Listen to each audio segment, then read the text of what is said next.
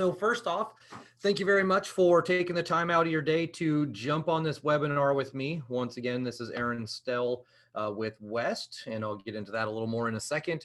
But where this really came from a presentation standpoint is we had an earlier version of this that comes from the situation where oftentimes in real estate marketing, we find ourselves being very informational. And what I mean by that is, you're giving the data, you're giving numbers, if it's a house, you're giving square footage, beds, baths, things like that.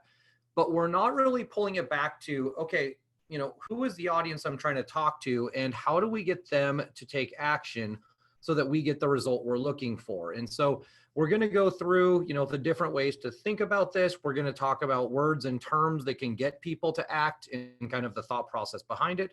And then lastly, I will get you guys some tools where you can then take the information that I put out and then use that in marketing to go ahead and create, hopefully, additional deals for yourself. So as I jump in here, I do have everyone on mute right now. You should have a little box at the bottom that says Q&A. So if you do have any questions, go ahead and open that up, throw in your question, and then I can answer that live here for everyone while we're going through. Just to give you guys a little heads up, now that we're living in this digital world, this is me, Stelle. Normally I would be standing up in front of you guys, and I do work with a company called West. And what West is it is the sister company to WFG National Title. So while we have amazing people at WFG that can close your escrows, that can help you with all sorts of customer service needs, obviously we have our phenomenal sales reps can help you with all of the connections on how to best conduct business and then go back and forth and work with our company. My whole team, and there's now 14 of us or 15 of us, I guess, across the country, our focus is not on title and escrow, but on real estate marketing and tech. And so we are a team of nerds that are always going out there looking for the most effective ways to sell in the current environment. And what this allows us to do is really get a perspective nationally of what's working, what's not working, and really what's coming down the pipe and going to be next. And what I'll do is I'm going to go ahead and create a recording of this, and I will have all of these slides for you guys, which will be on my website, which is howtobestellar.com. And I'll make sure that I also get you guys a copy sent out via email as well. So that way, if you do want to get more information or refer back to this at any point in time, I will have it for you. So let's go ahead and dive in here. And, when we're talking about marketing, and especially when we're talking about marketing, in the real estate space, we always want to go in this order. One of the things that I've learned throughout my career and in talking to, a lot of our clients is that oftentimes what we're getting stuck in is this shiny new toy kind of mentality, where you'll have somebody show up at your office and they'll say something along the lines of, oh, you have to be using video, or you have to be running Facebook ads, or you need to use the CRM or this app or whatever it may be. And what we see with that is if you don't start, immediately with, okay, who am I trying to reach? Then you're really doing yourself a disservice, because what we want to know is like, okay, who are we trying to talk to? Who is our target audience? Once we get there, what is the message that we're trying to say to them? What are we trying to portray? And then at that point, now we can decide, all right, what is the best way to get in front of that person? And so that might be email, that might be text message, that might be Facebook or Instagram. That could be a lot of different things, but we need to make sure that that matches up with both the message and the audience. And then lastly, that's where this class comes in. What's the outcome or the call to action that you're looking for? What do you want them to do? And that can be a lot of things as well. That can be picking up the phone. That can be signing up for something. That could be, going and taking a tour of the property. There's a lot of different things along those lines. I do see a question coming in here talking about targeted social media ads, Facebook, Instagram, these platforms. And regards to approving ads, I can jump into that a little bit. The special category, they've changed so much. The geography and things like that. So this is going to be more of a mechanism question. They're basically asking, what are the things you can do in regards to the special ad categories in Facebook and Instagram? And if you don't know what that is, it's basically a switch that you have to toggle, which changes all of the audience and the specifications to make sure that we're complying with equal housing opportunities. So it takes the radius from being like 1 mile around a specific spot, and you have to go at least 15. And there are a lot of terms and things that you obviously can't say. You can't target as well as you can with other products because they don't want you to be discriminatory. And so with this, with that question, that might be something, reach out to your sales rep. We can sit there and go into that one-on-one, but I will relate that in while we're going through all of the different terms and things like that. So hopefully that answers your question. All right, so moving back forward. So if we're looking and we're trying to go through this progression here, the first thing that we do want to look at is, who is our audience? And when we're looking at this, there are a lot of different things, that we'll take into account. And when I say audience, this could be your sphere. This could be, are you generating online leads? Is it something where you're trying to go out and network? And there could also be, like if you're talking about the audience for a specific property, let's say it's in a great school district. Well, now your audience might be, families or young families or things like that. If it's if it's a condo, it might be either like single people or people looking for one level. So we really want to dive into, okay, so when we're thinking of a property, what is it that's going to sell that place? And there's usually, 1 to 3 features that are going to make that happen. And then that's the audience we're going to tailor our message to. If we're talking about, other types of marketing, whether it be keep in touch marketing, whether it be drip marketing, with those types of things, we want to say like, okay, what is the type of information that relates to this audience? Let's say it's engineers. So we want to make sure that that messaging is more data heavy. Let's say it's somebody who is, an artist. And so they're going to want to see something that's a little more, as far as design elements, pretty than other things. So the audience is always where we want to jump in and get started with this. So next, what we look at is like, okay, we've identified our audience. And let's say in this situation, it's it's your sphere and you're trying to just keep in touch with them, which, spheres oftentimes are fairly diverse. But what we will see is, they're traditionally a type of person that usually starts to connect or gravitate toward you as an agent. We've sat down with a lot of clients over the years, and, sometimes it's the parents at your school or your kid's school. It might be somebody from your church. It might be somebody from your previous career, your previous job. It could be something where, you like investors because you're just a spreadsheet person. So, with this message, we want to tailor it and make sure that whatever it is we're trying to say is going to be relevant in their world. And I do think, it's kind of a goofy little comment or comic, but this makes so much sense. And if you think about as you go through your day and you go through your life and you're scrolling through your email and your text messages and your news feeds and your social feeds, you're going to see all of this stuff out there that people are posting or that people are sending you or companies are putting in front of you. And if you notice, a lot of times what will happen is you'll see this stuff over and over and over again, but it's not relevant at that point in time. And so, what you need to do is you need to keep it in front to where when they are finally interested in what you're talking about, as in buying or selling a property, that you have been keeping in front of them. And we're hoping to be that middle portion right there where it's now relevant in their world, because you're going to say a lot of things that aren't necessarily going to be relevant because of just their time and place. But if you stay in front long enough, you will hit that little target in the middle. And so we do want to make sure that whether it be verbiage, whether it be the mechanisms, whatever that may be, that we are keeping this message consistent and we are tailoring it to where we will be relevant when they are interested in what we're trying to get in front of them, which once again is selling real estate. So lastly, or next, we have the mechanism. And this is a chart that kind of drives me crazy, but what it is it's showing all of the different types of marketing technology that are out there. So each one of those teeny tiny little words is another program where people are basically trying to find a way to get in your wallet to get you to then push out your message to your people. And we see this in real estate all the time in that, we go to, like when I go to conferences and things like that, there are all sorts of companies there that have similar products that are trying to tell me why I need theirs in order to stay in front of my people. And with you out there, there's all kinds of, there's hundreds of real estate CRMs. There's all sorts of different, products that are meant to keep in touch with your clients.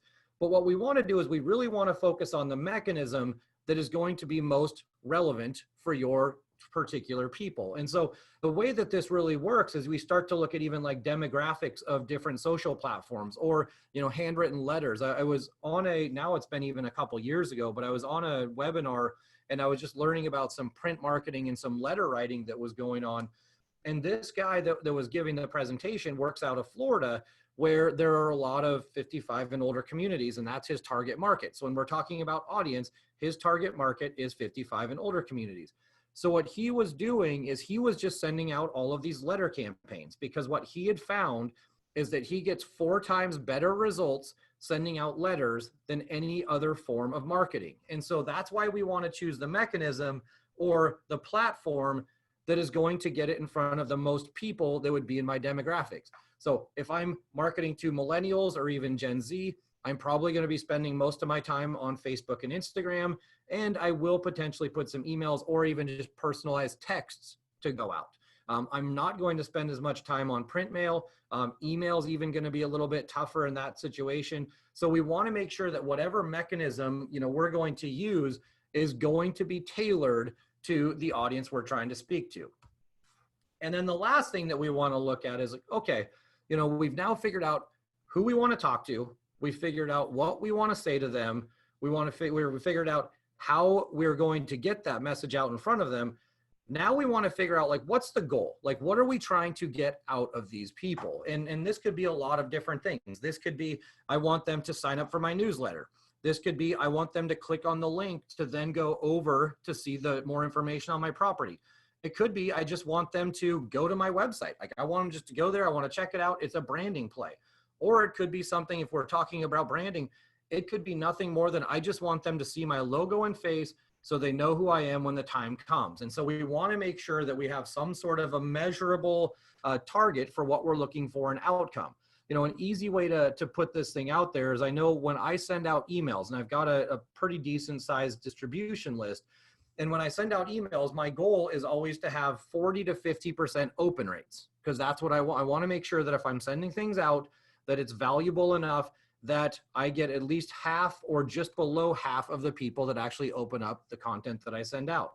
And if I go through and I send out a campaign and it's getting, let's say, 20 or 25%, I know that's not resonating with my audience, and I'm not going to send more of that out, or I'm going to try to find ways to tweak it to make it more appealing. So that is the outcome and the goal that I'm looking for on that specific project. Now, other things may be different. You know, if we're talking about social ads, you know, it may be a click-through rate. It could be something where if I'm running video, I want there to be a certain number of playthrough or through plays, which, you know, that means they've watched for at least 15 seconds. So there's all different types of outcomes. But what we want to do is we want to make sure that we do have a goal in mind when we go into this. So, you know, with that in mind, what we really want to then look at, so now we've got our audience, we've got our messaging, we've kind of figured out what we want to do. Now what we need to say is, okay, you know, what are we going to do to get people to actually engage with what we're putting together? And the way that I really like to look at this is, you know, basically think of it as what you would when you're going to a movie theater. So a teaser is that quick little like 15-second commercial. And so if we're talking about things like social media, if we're talking about oftentimes text messages or things along those lines, potentially the first time somebody lands on a landing page or things like that, we usually don't have a lot of time to actually capture their attention. So we just need to throw out the teaser. Like, what is the 1 to 3 sentences that is most compelling that's going to make somebody actually take a look at what it is that you're putting out? Or what are the 1 to 3 most the attention grabbing photos that you're going to be able to grab somebody's attention with? Now, the preview is a little bit longer. So now we're talking, okay, the teasers, you have 15 seconds. Tell me right now what I need to know. The preview is like, no, we've got a minute. So now instead of say 3 things, now you have like 5 to 6 things in regards to what you can get across or what you can construe to that audience. And with each of these, you know, a lot of times it's going to depend on the mechanism, because we want to match up the length of the copy or the number of images or the length of, you know, the video with that platform. So with a preview, if you're running a social ad, you know, this may be your 60-second Instagram movie or 60-second Instagram video with a link that says, to see the whole movie, go back to my website or visit it on YouTube. And so that's how it works. So a teaser is your, it's your little bite-sized chunk, maybe 15 seconds if we're talking about video. Preview is more like a 60-second quick little hitting video, but it has a little more detail. The trailer is the one that you see at the theater, where you're getting a pretty good Cliff Notes version of what's going on, maybe 2 to 3 minutes. In the whole movie, that's where you get the full, let's say 10 minutes or, 2,000 words or 1,500 words or something like that to get the information across. So that could even be like your newsletter, or that could be a page on your website or a blog post. That's the whole movie. So what we'll do is we will put a teaser or a preview on social media, hoping to drive them over to your website, over to your YouTube channel, or over somewhere else where they can now get the rest of the information. So how do we actually create more compelling content? And that's really what we're trying to do, or what we're trying to accomplish with this. And so the first thing that we want to look at is, we want this to be simple. And what I mean by this is, if, as we go through our days and our feeds and everything else, one of the things that immediately makes me basically go away or to not pay attention is if something's difficult to figure out. I want very clearly something stated as to what it is, what it does, and why I need it, and really in that order. And so that's where, if you look at like the emails that have a lot of success, or the stories that have a lot of success, it's basically clickbait. You have a bold headline that says, this is what I'm going to talk about. Then you have some bullet points that say, okay, these are the ways I'm going to articulate what I'm trying to accomplish inside of that headline. And then you go in and then you are able to then fill in the details in between those bullet points. But the key is, it allows me to go through very quickly and simply figure out, all right, what is this, through the bullet points, see if it's something that I find relevant in my world. And if it is, I can read them. And if it's not, I can move on. So we want it to be simple and easy to digest, because our audience does not have much of an attention span right now. The next thing that we want to do, and this is, especially inside of sphere marketing, one of the things that we talk about is making sure that people can see multiple aspects into your world. And so this transparency thing is really big. And what I mean by this is, if all you do is, let's say you're just posting over and over and over again, it's just listing, but it doesn't show anything else, what's going to happen is you're going to lose that personal connectivity, and you're going to have people that are literally turned off because they just feel like you're selling the whole time. On the other side, what we see is, if you are, one of those people that, you feel like you're going to bombard your people with work stuff, so you never post anything except for, hiking, I'm out on a boat, I'm out partying, I'm at a bar, I'm at a happy hour, and I'm getting coffee. Pretty soon what happens is this transparency is now gone, and what they're thinking is, they're like, no, this person doesn't ever actually work. They think that all you do is play. So you need a little bit of both sides, and you need to sprinkle in that life casting that allows people to see, like, I work, I'm busy, I have activity going on, but I'm also a person that you're going to want to connect with. One of the things that we're really seeing from a marketing standpoint is that especially big brands are trying harder and harder not to necessarily be a brand, but to be an identity. And what I mean by that is, people they want to feel more human, they want to feel more personal, and they want you to relate to them in a way that you would relate to either a friend or a family member or an acquaintance or something along those lines. A great example of this is like Wendy's. If you've ever been on Twitter, or if you're ever on Twitter, go find Wendy's handle on there. And Wendy's Hamburgers does a great job of basically talking like they are Wendy. It's not Wendy's the hamburger store, it is Wendy that's talking. And they, a lot of these fast food places, they're even going back and forth. If you notice, Kentucky Fried Chicken does a lot of this as well, where they've actually got the colonel that's out there, basically selling the chicken and making, funny little commercials about it. Like, all of that is meant to create an identity and not bolster the brand. It wants you to relate on a more personal level. And this transparency aspect is how you can really do that. And then lastly, being authentic is really important.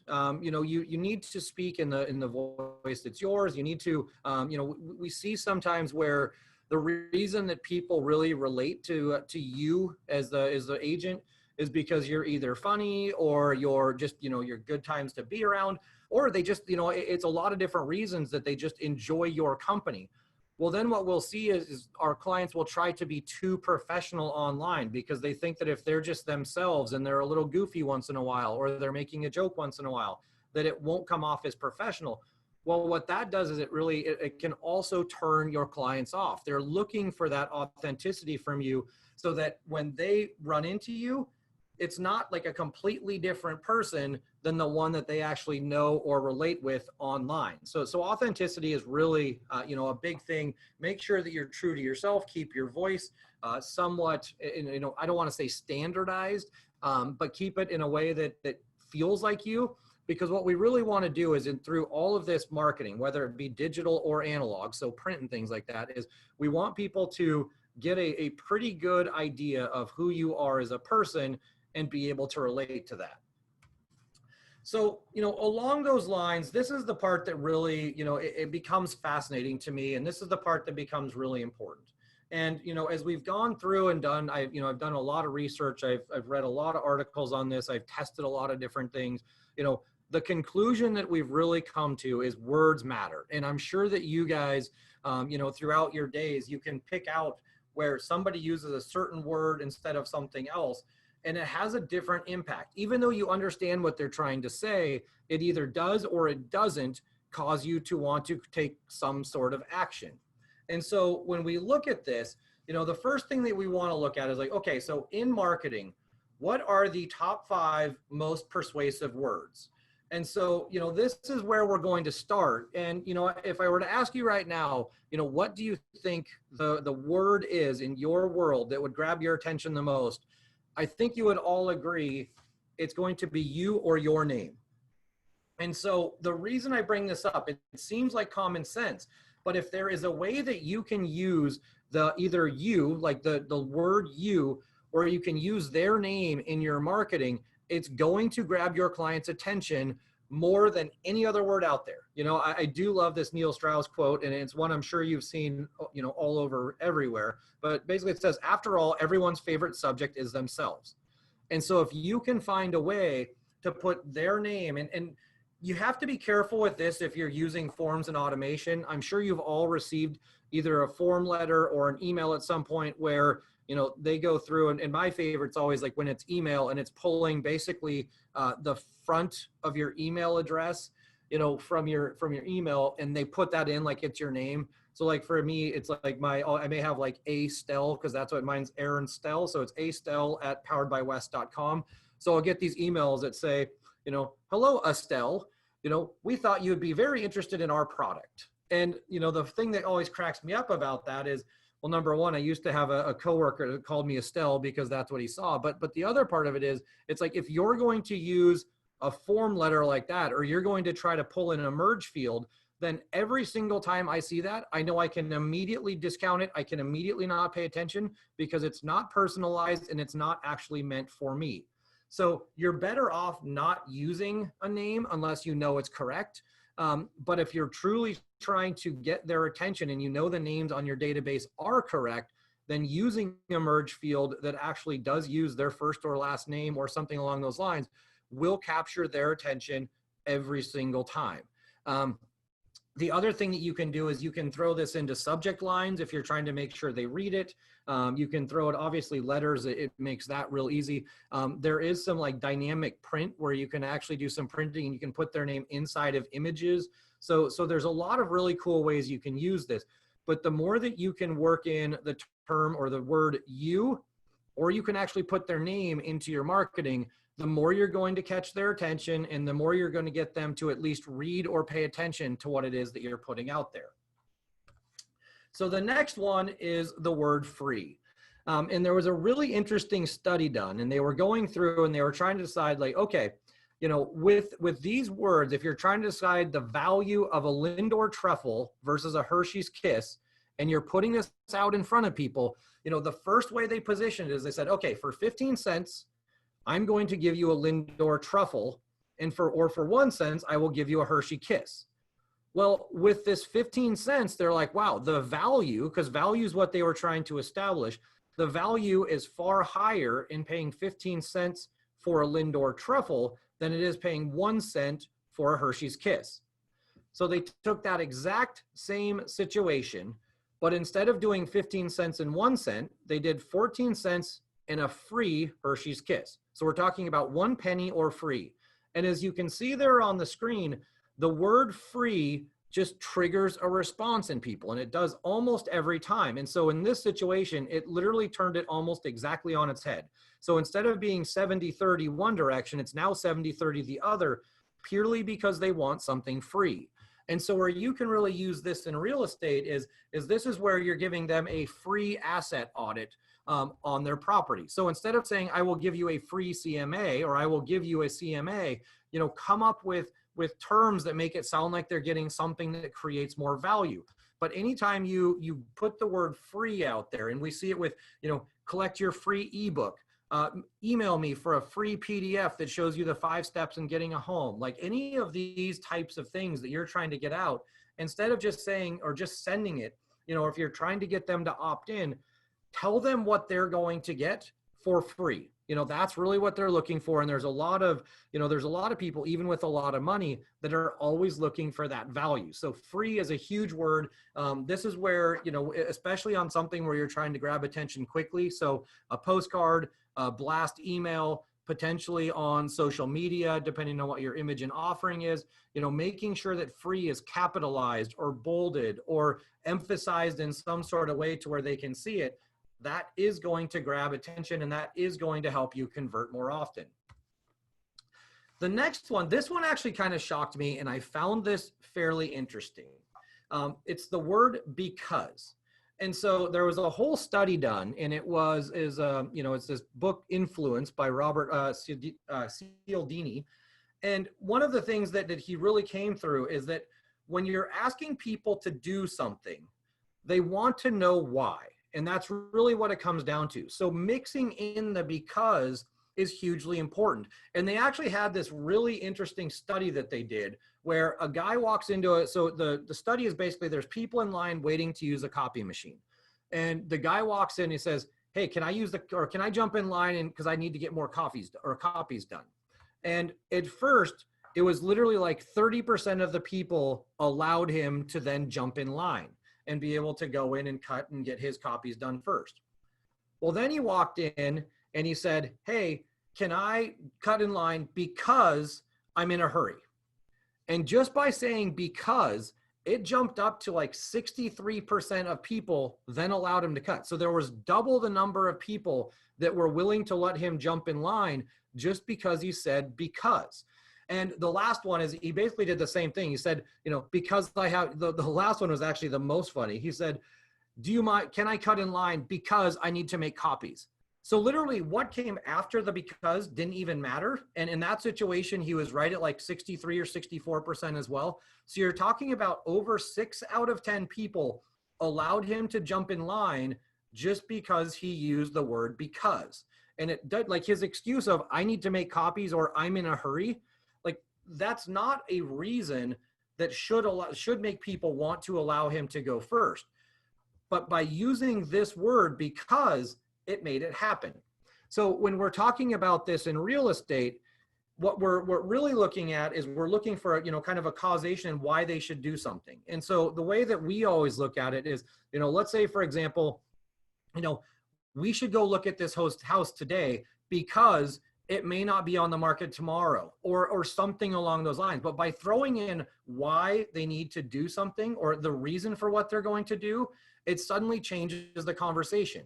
If you just say, hey, we should go look at this house today and stop, they'll sit there and they'll question, okay, why today? Why can't I do it tomorrow? Why can't I do it another time? Why do I even need to look at it?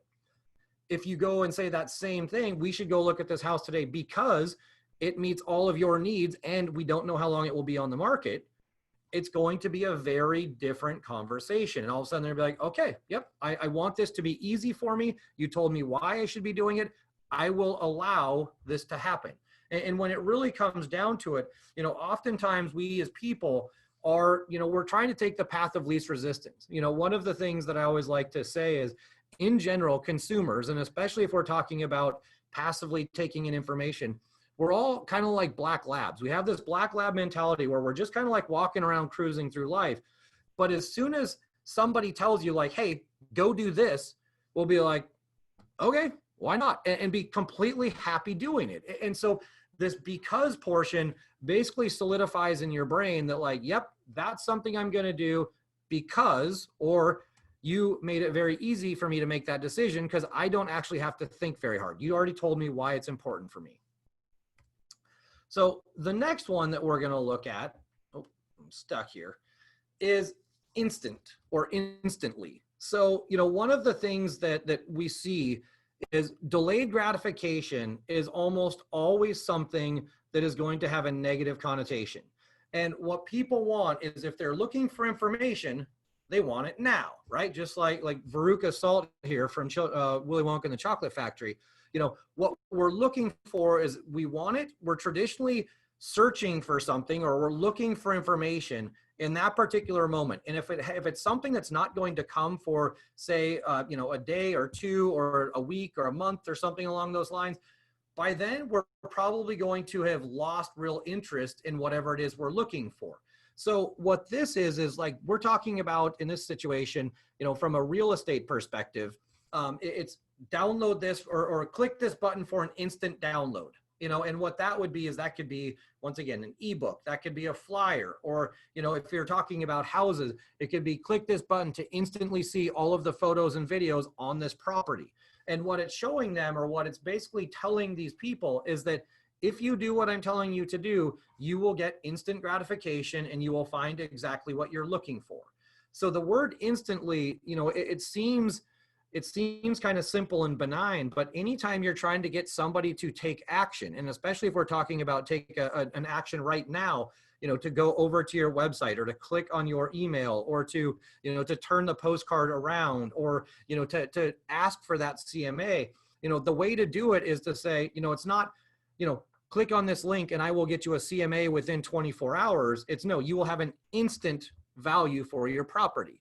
And it will very much change the conversion aspect of what you're getting as you're going through and you're having people click, whether it be on your ads or your site or anything else. So instant is the fourth word that we're going to be using. And the last one, this should probably come off as fairly obvious, but everybody wants something that's new. You know, now the shelf life on new is something different, but if you're trying to immediately get a groundswell of people to be paying attention to what it is you're putting out there, you know, this is why new listings always, or just listed, always gets more attention than a property that's been sitting on the market for 30 days, 45 days, 60 days, whatever that number is.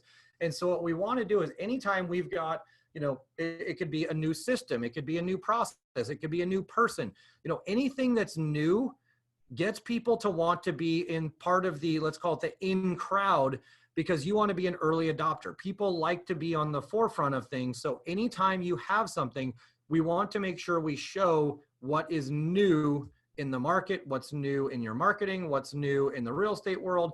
Like always be pointing out anything that's new and different than what you've been doing over the past few times. So those are the 5 words, you know, that we can use to do or have the best possible conversion rate. Now, I want to jump into some other kind of like categories and buckets that will also help you convert at a higher level. So the first thing that we want to look at is if we're talking about creating calls to action, we always want to add a verb to anything that we're saying. So when we're talking about, you know, real estate marketing, when I was talking earlier about how, you know, a lot of times we'll see information or we'll be very informational, just stating like, oh, beautiful 3-bedroom, 2-bath ranch on 1/3 of an acre. Okay, that's great. People have soaked in that information. But what you need to do if you want them to either click on it or you want them to pick up the phone or send you a message is you want to add in some sort of a verb. So click here to get more photos or video. Click here to receive a PDF copy of, you know, whatever it is you're talking about. Click here to continue onto the page with all of the information. So you want to have some sort of a verb that tells them what they need to do in order to then follow up or get more information. You know, it can be starting the process. There's a lot of different things that this can do, but words like get, you will receive within 24 hours, you will receive instantly, you will continue on to the site, like all of these types of verbs make it to where mentally inside of their head, by you telling them what to do, they're willing to do it because they don't have to think and process what you're telling them to then decide, okay, what is my next step? And that's what this verb does. It says basically, here's the next step, just do what I am telling you. So throw a verb in there. The next thing that we want to do is I was talking about value earlier. One of the things that we see in housing, and depending on your audience, oftentimes value is actually more important than something like cheap. So value means it's something, even if you pay a little bit more, it is higher quality, or it has a bigger, and I don't want to use the word value, it has basically it'll give you more even if you're paying slightly more, but the spread between what you get and what you pay is wider, so you might pay a little more, but you're getting more for it. So value words are really important. So included with, quality, obviously quality is something we see a lot in housing. Included is, this room or this building or this lot or this view is included with this property. Those are the types of things that we see. Also, things like happy and satisfied, what you're really trying to do is that's more of like a social proof or a proof term where, these, I'm sure you've seen it over and over and over again, like get it from these satisfied company or satisfied customers, or, 99% satisfied customers with this product or whatever it makes. So satisfied, and you might also like, are the types of words that will grab their attention and say, okay, if all of these other people are happy, I will probably be happy with this too. And the value words a lot of times are the ones you're going to use. It may not be product based. So houses, a lot of times what you're going to get is these are the words that describe you. They describe your level of service. They speak to how you actually relate with your clients. They speak to, the way that you actually operate throughout your process. So satisfaction, happiness, quality, quality processes, and included. So like that word, that's where it could be, you get a CMA included with every walkthrough or something like that. That's a very simple way to do it.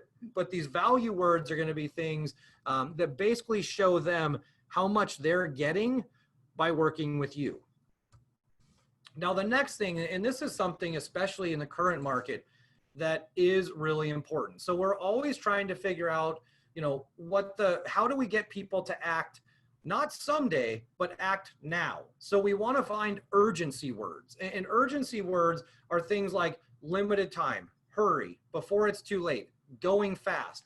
And I know, inside of today's market, that this is actually a very relevant category of words, because what we're seeing, especially with homes that are priced properly or in good shape, they may be gone by this weekend. So if I'm sending something out via postcard, maybe it's going to be a just listed, or maybe it's going to be an email out to my database, I'm going to have all sorts of urgency words built in saying, if you don't act now, this will most likely be gone by Sunday. So act before it's too late, or this will go fast, or hurry, you're going to miss out on your opportunity.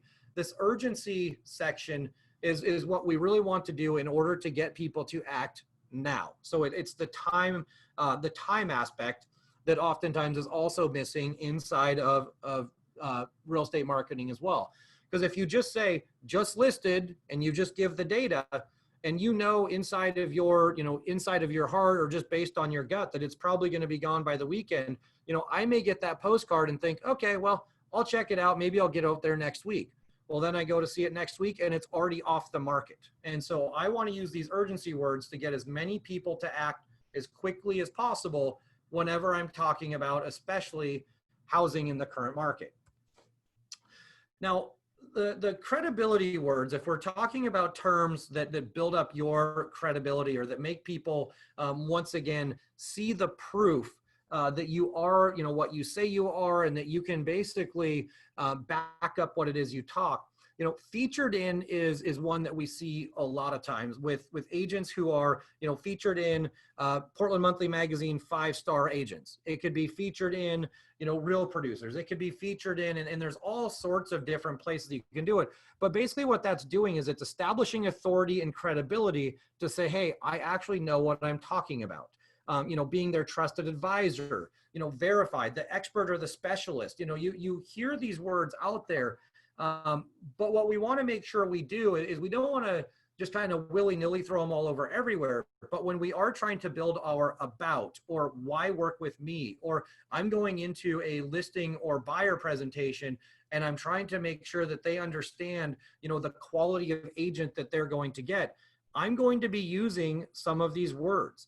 And it can be your trusted real estate advisor. It can be verified through, 200 reviews on Zillow and Trulia.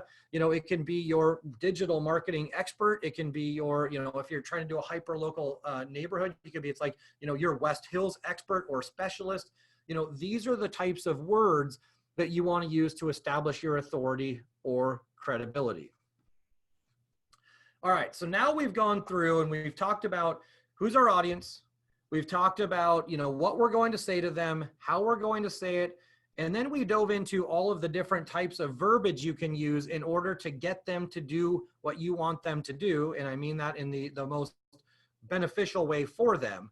So now, what are the tools you can use to actually create good content and to get this message out? And so I wanted to give you guys some free or cheap resources as we dive in here. So the first one is, it's not copy necessarily, but one of the things that we get a lot is, if I'm trying to get one of these messages out and I want to overlay it on some really cool, beautiful pictures, Unsplash is a phenomenal website for this. So Unsplash is just full of beautiful, high resolution, professional images that are all free.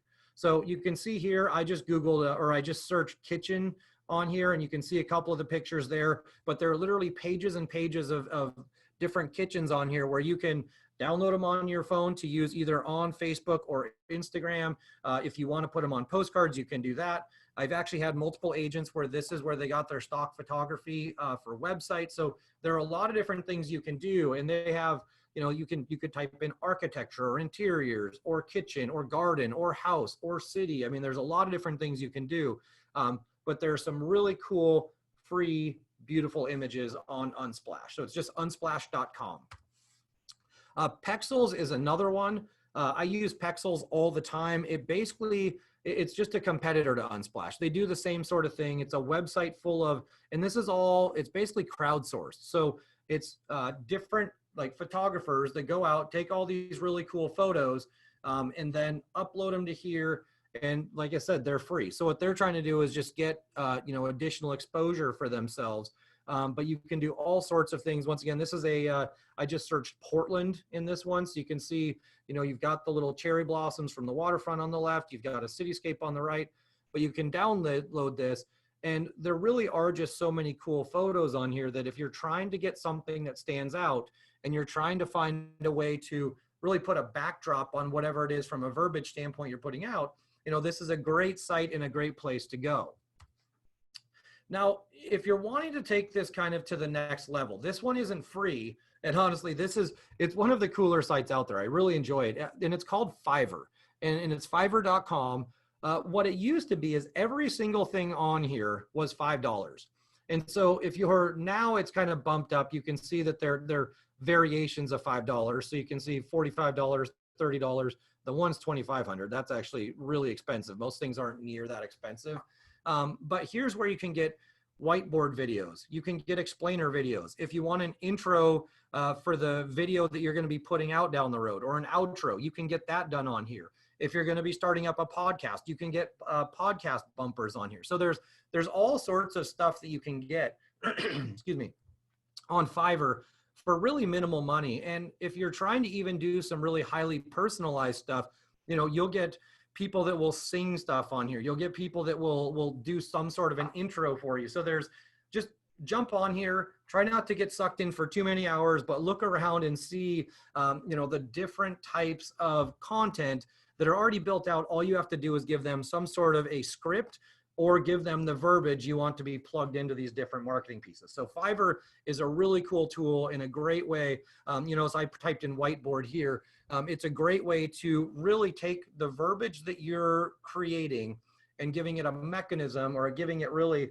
a little bit of extra to where it's going to resonate a little bit more when you do send it out. So I love Fiverr. Now, the last one that I'm going to talk about is Breakthrough Broker. If you don't know about Breakthrough Broker, this is a free site. You just go on there and sign up, and they've got everything, like as you can see right there, from open house signs to social posts to just listed. They have postcards. They have all sorts of basically free content. It's all free. And you can take the verbiage that you have, like most of them are a templated style where, you take whatever it is you want to say, you plug it into one of their templates, you can download it, you can get it printed. So there's a lot of really cool stuff on this site. And like I said, the reason I really like it, it's free. It's not going to cost you anything. So Breakthrough Broker is another tool that just makes it really easy for you to come up with content and to plug in all of the verbiage and the things that you're creating to then send out to your clients. So with that being said, I want to go ahead and open it up to questions. If anybody does have a question, go ahead and throw it into that chat box. Once again, I really do appreciate you guys taking the time to be here with me today. And I will, as I mentioned, be creating a recording, and I will put these slides into SlideShare, and it will be on my website, thehowtobestellar.com. So I'll go ahead and shut up and go ahead and just type any questions you may have into that Q&A.